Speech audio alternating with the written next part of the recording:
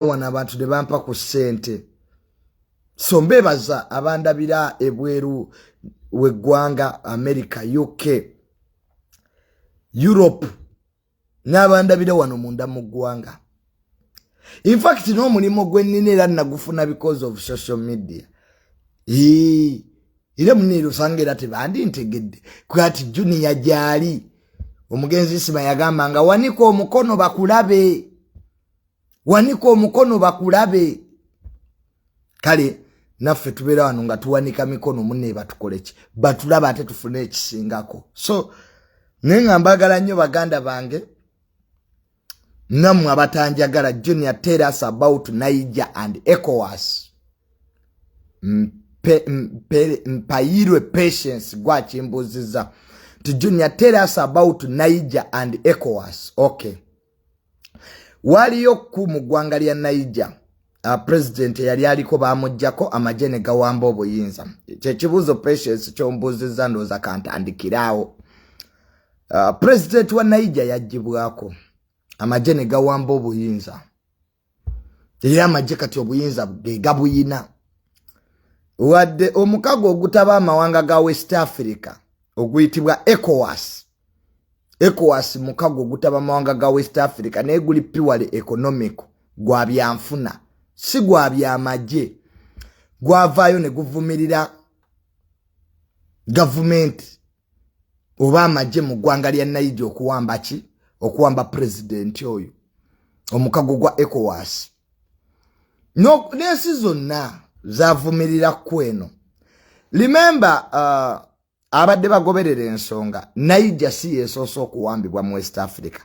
West Africa yakabane ku 7 Mali majje gawamba, Burkina Faso amajene gawamba.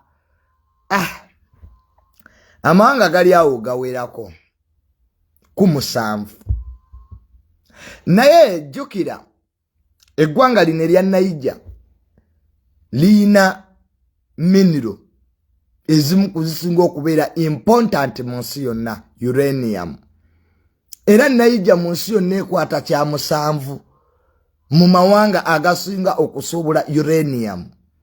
Uranium ye mineral eyambako one okola nuclear weapons ebyokulwanisa ebyamaanyi zisa byalo. Era uranium eyambako okutambuza nuclear reactors okola amasanyalaze ga nuclear.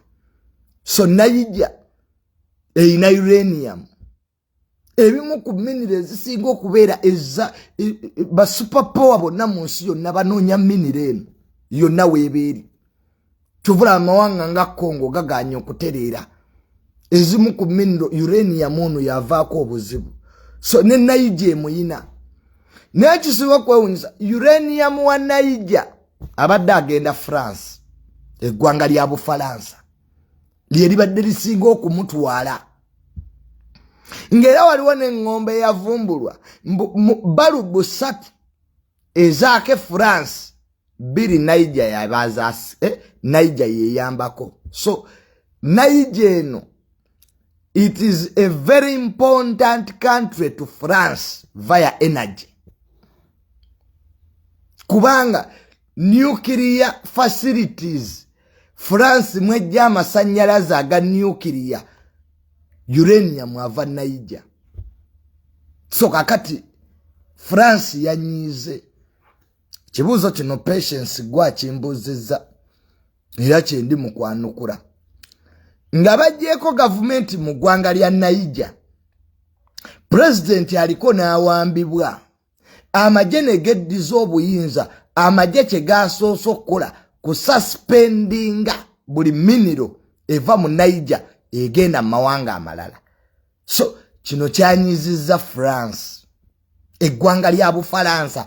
Bw'owamba Niger eyo ggwanga lya Africa, uranium abatagenda kugenda France, kiba kitegeeza France ebeera mu kiseera kizibu. Kakati enajjawo amasanyalaze, nuclear facilities enaziwaaki. So in fact in the whole of West Africa Niger France jetaaga nnyo nnyo. era president wa Bufaransa Macron yabadde mukambwe nnyo yakozesezza ebigambo bino wammanga. President wa France mwennyini yategeezezza ensi nti singa abantu abali e Niger ne gavumenti eyawambye obuyinza e Niger ekola ebintu bibiri yagambye bisatu. If they dare threaten France's interests, that's one. Bino Macron yabyogedde president wa France yageti singa ba threateninga interests za Niger za France. If they dare kill any French personnel, be it a diplomat or a civilian, singa batayo mu France omu mu Niger kabenga diplomat oba muntu wa bulijjo, there will be use of military force. Bufaransa ejja kweyambisa amaanyi. Bino president wa France ye yabyogedde, the president of the republic ngawe bamuyita. Afaransa bakozesa nnyo ekigambo republic because France was the first republic on the whole of Europe. Abasoma mukimanyi, France was the first republic. French Revolution 1789 ngamaze okutta King Louis, France never mu bwakabaka nefoka republic. Up to now president wa France amita the president of the republic. So wakati France bwogijjako Niger nkugambye oba ogitadde mu kiseera ekizibu. Era bwe nabadde ngobererako chief of staff w'amagye ga Niger yavudde dda n'ayogera naga nti France erabika yagala kweyambisa maanyi kwa uranium emwetaaga. France yeetaaga uranium oyo, otherwise amasanyalaze simanyi gyegenda gajja. Is energy. Niger is a energy power of France. Era nkulayirira amazima ga Katonda mugulu nga sikwekwekerera.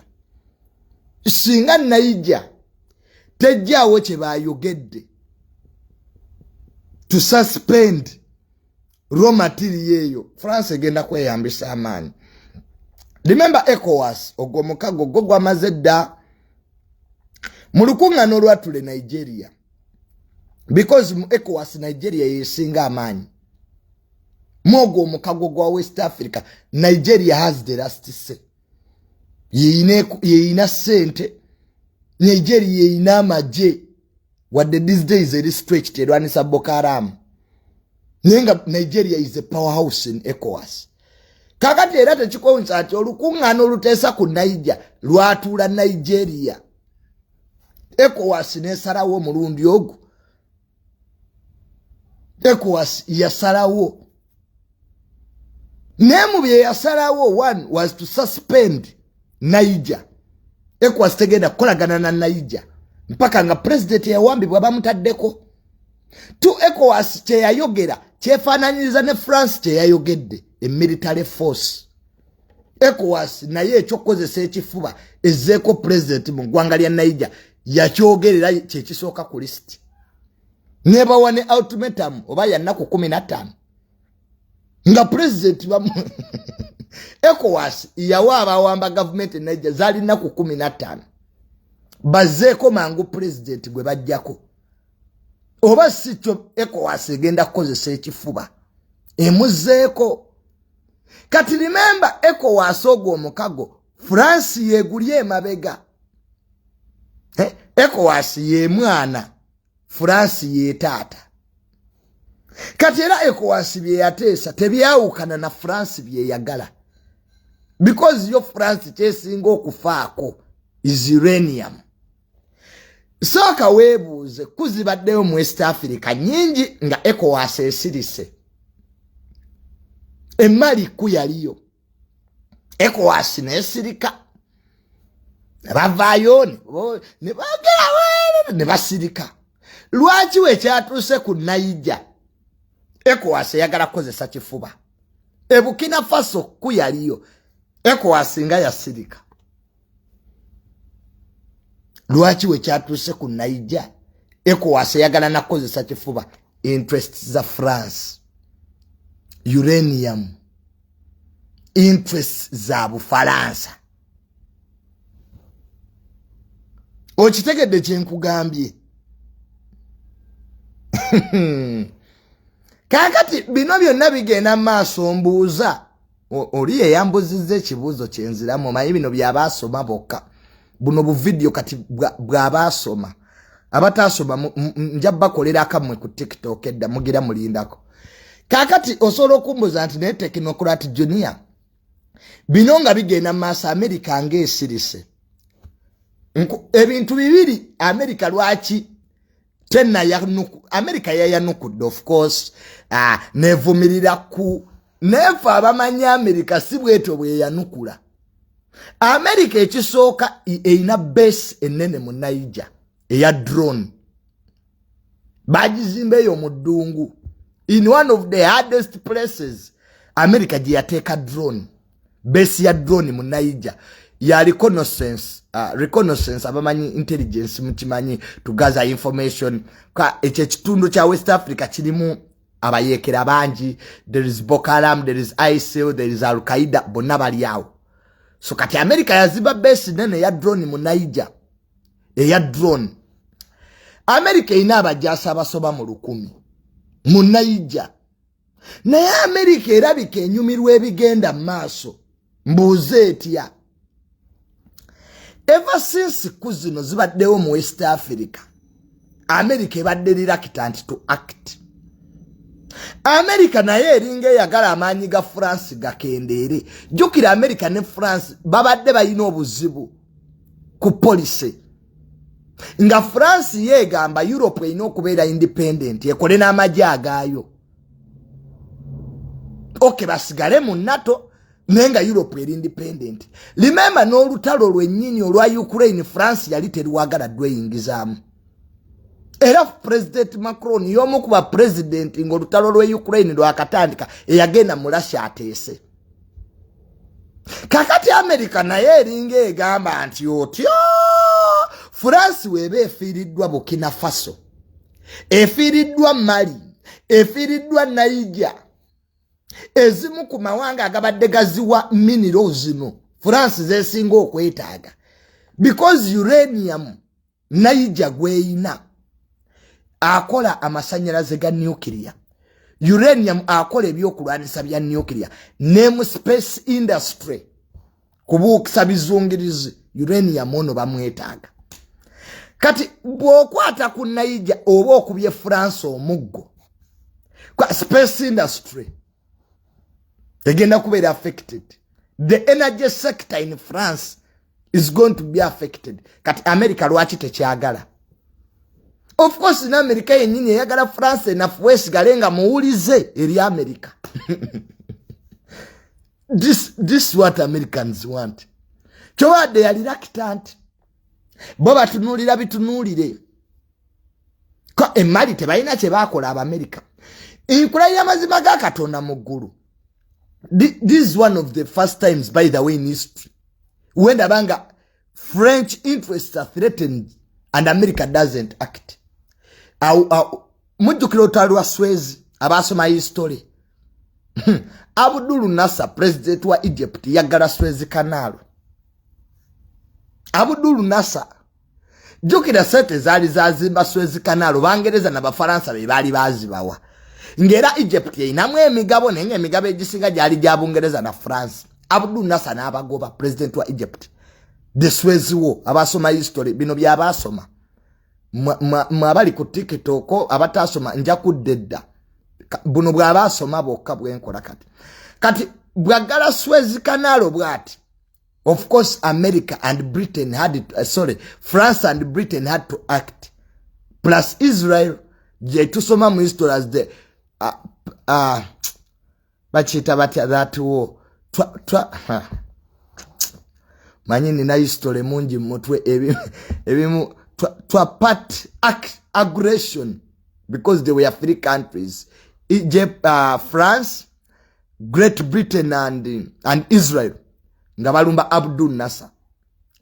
Kakati today today as we speak the French interest era president wa France yabadde very clear military force singa Niger egana uranium okufuluma France ejja kuba terina kyakola because interest zaazo zijja kuba zirinyiriddwa kakati nkunnyonnyodde America eyinza okuba naye bigenda mu maaso mu East Africa ebyagala kyobula Mali bwe yagwa America terina kye yakola ne sanctions eteekawo bu sanctions just butanyiza Abafaransa naye nga tebulina makulu ka America nga yanyize tumanye nyiga ya America ibateekako ziri sanctions zikagugube era America nga yasazeewo nti eyo government eyawambye president we Niger tejaagalako nkulaye tebayinza nakulayira that military eyawambye president America singa evoniga the United States of America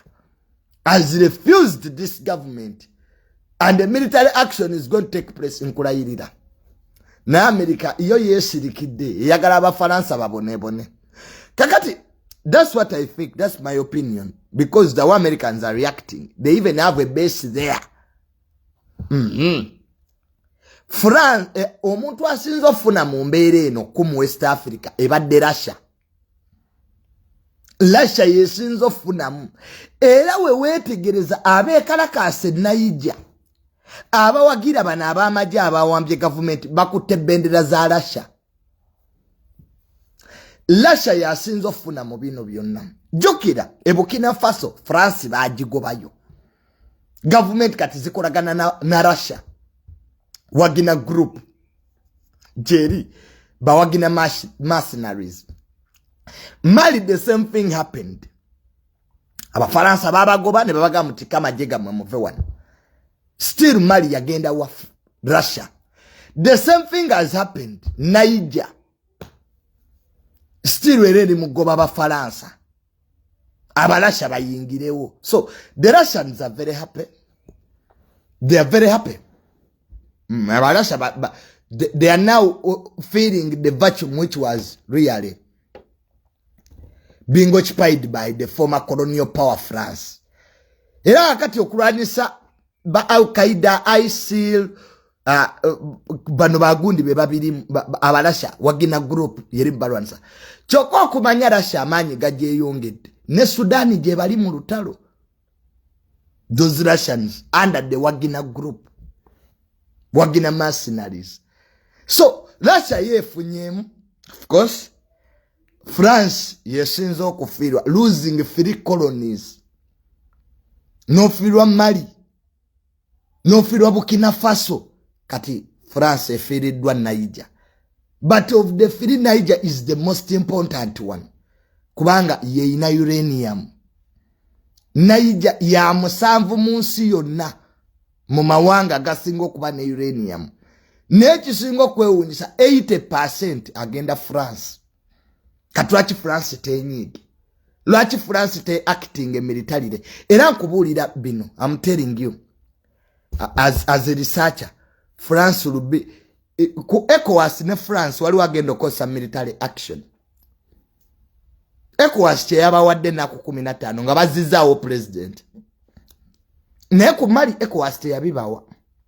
Burkina Faso ECOWAS teyabikola. So I think France is pushing ECOWAS.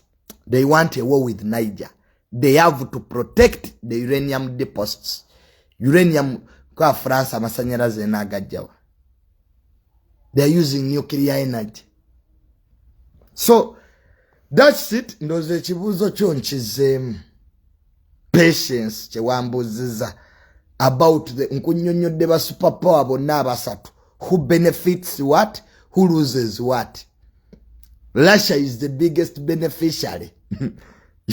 Yeah, Shinzo Funam. Because all the 3 colonies are working with him. With her, sorry. Mali, the same thing. Burkina Faso, era President Bwamulabyo wa Burkina Faso, the youngest in the whole world.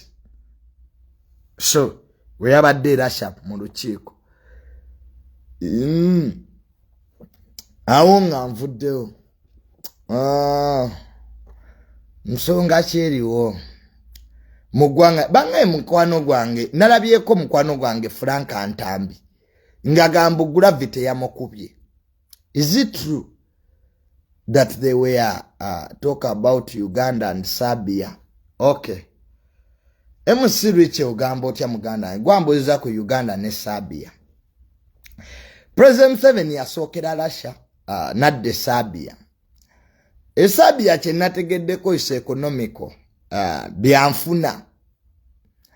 Because President Museveni kyayogedde nti Abaserbia basobola okugula ebintu byaffe.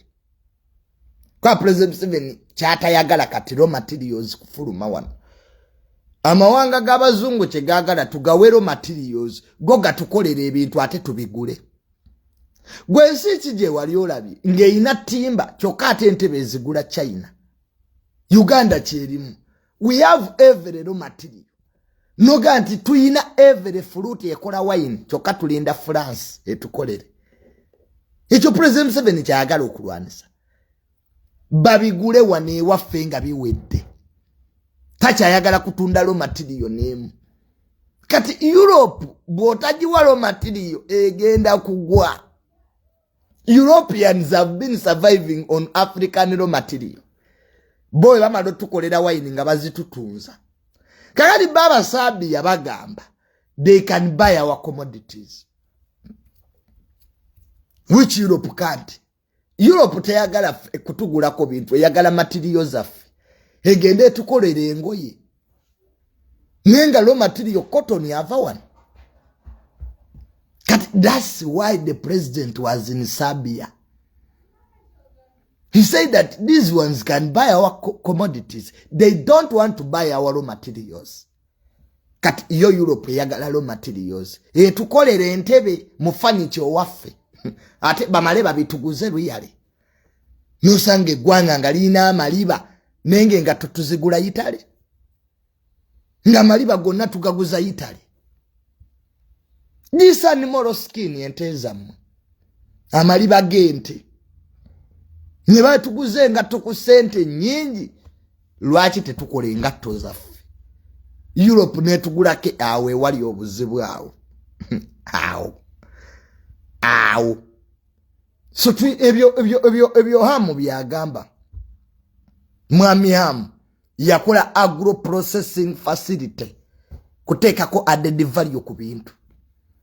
Olutalo lwa added value. Nti amata osobola gakolamu ice cream, amata osobola gakolamu yogurt, amata basobola. There are things you can make in milk.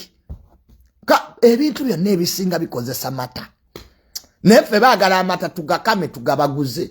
Bo bagakolemu chocolate, bagakolemu ice cream mbu ate batuguze, which we can't accept. Ebyo President William Ruto byagamba, we need a new financial architecture. Africa kye yeetaaga. Tukoyo okwewola mu zi IMF nga zina ba shareholder. Nenga tekuliko mu Africa noko. Ziwaludi bank eri abazifuga abatalabika. Gugenda okulaba IMF loan ze batuwanga abafirika kuliko interests nyingi. Okusinga loan boze bewanga abazungu. Era ne hamu kye yali agamba wano mu Uganda ku bintu bya banka. Nagamba nti bannange banka zino ezisinga mu Uganda zabagwira. Gw'omuddugavu ogendayo kuwa loan mu banka ya Uganda bakuteerako interest y'amaanyi. Naye ate omuyindi bwajja. Ka interest kaba katono. Kakati hamu n'agamba nti twetaaga banka eyaffe nga bannansi. Balwanisa mulwanise. Abali mu government abamu balwanisa mu kubanga kye yali ayogedde kye kituufu okukolebwa. Bw'oba yakitolo yagala kusevinga Uganda ni economy. Ne abane Uganda banka eyaffe y'abannansi eriwa. Zonna banka zabagwira. Ne loan ze batuwa. They are when they segregate you. Kati ekintu ekioluma mu nsi is economic segregation. Okuboola okw'ebyenfuna kintu kibi nnyo kizze emabega. Omuntu asobola okuboola tribe yo n'otafa. Naye omuntu kasita atandika okuboola mu byenfuna. Mu bintu bya sente nga bakuboola. Kati Africa kyeriko. N'abana Uganda era kye tuliko wano mu Uganda. economic segregation eva mu mabanka ago. Omuddugavu n'ogenda ofunyeyo kalooni ne basooka bakuwa bi interest. Nebo we bagenda kuba banka zaabwe bino bibanka ebiri wano byaba foreigners. Twetaaga banka eyaffe ng'aba na Uganda. Banka ezitegeera enfuna y'omunna Uganda eyimiridde etya. Banka ezitegedde economy ya Uganda eri etya. Nega kati omuntu akuwola atya nga tamaze ku appreciate the environment in which you operating to pay the loan. There's a lot of uncertainties, by the way, that need to be thought about. Nekati ebyo hamu we yabyogera bamulwamisa.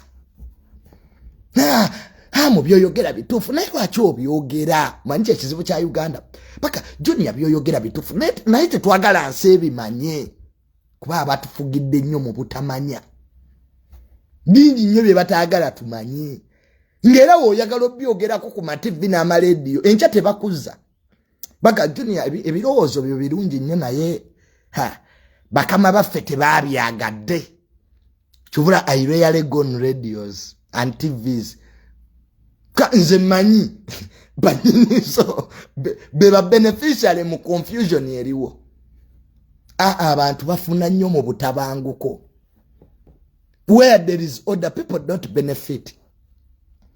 Era entalo bwe zirigwa mu government n'enaalemu abantu bangi bajja kwavuwala. Abantu bajja ku ntalo ziri mu government. There must be disorganization in the state so that people can benefit money. Munoga oluguudo lw'essalama oluliko eddwaliro erikwatiridde obulamu bw'abanna Uganda lwaki terukolebwa? Neno osanga oluguudo nga luli ntuŋŋamu terina ddwaliro luliko nga ddwo lulina kolansi noga noga ani bino abikola? It is intentional. Very intentional, by the way. People get money in confusion. Chobanga ga mawanga ga America, ga Bungereza, ga France, ga soka kubeera organized. Organized Africa tuli nnyo mu confusion. Hani n'olwekyo President Museveni yali ayogera kituufu, raw materials should not leave. Nabe nayija kye baakoze bano ab'amagye abawambye government basuspending raw materials. France obogenyezeza. Europeans still believe Africa balina jibba mu raw materials. Kyovula Congo tetereera. You think Congo, ekiruma Congo already has its rocket science, minerals zaayo. Miniro Congo zeeyina. Congo eringa omukazi omugagge yawasa abasajja bangi. Belgium colonial master gyali. Mbulirayo ensi mu Africa etalina magye Congo. No countries are there. Neza zajja kutereeza Congo really. Peace is got through dialogue.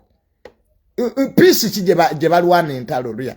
We have come to bring peace here. Emundu nesekate. Africa. Nenga byebyo, those are the bitter facts. So I heard that my friend Frank Ntambi mbubamu Gravity yakubye. But I don't know whether it's true actually. Oba Frank Ntambi mbu Gravity yakubye. I have always and I will continue and I will always in my entire life condemn violence. Nkulayirira amazima ga Katonda muggulu. Mubeereyo ne mutwewerera. Kajuni akukendi kakwatako nja kakuba. Okay, here I am, come and beat me. Wanombera njogera ku kino kyali eni skin nti tekirina mpisa. Mbalaba mujje mu inbox yange ne munneewerera. Mbu mujja kunkwata mu nkube, mbu kubanga njogera ku ali eni skin. That will be the end of you. I want to authoritatively tell you that will be the end of all of you. If you still think that in modern day Uganda, you will come, beat up Junior because of what he says, you are wrong about that path. One thing I know about violence, even the framers of it, afterwards they got caught in it. Chemanyi ku violence, n'abagitandika emala n'ebalya. That's a very dangerous path. Eryo kubo kyamu nnyo, and people who still have that mentality. That hey, now tujja musanga tumukube and we go. You are wrong. And I want to assure you, you are wrong. You will be overwhelmed. This is 21st century. If you have grievances, you go to court. Gena mu court, the judges are there. Some of the judges are even my followers. They are here watching me. The magistrates are there to listen to your grievances. Mtiteke no Gravity Jr yanjogeddeko. I have filed a case. Of course I will come. But now if you have now started, attacking people who are always on media in this country, people talk about the president.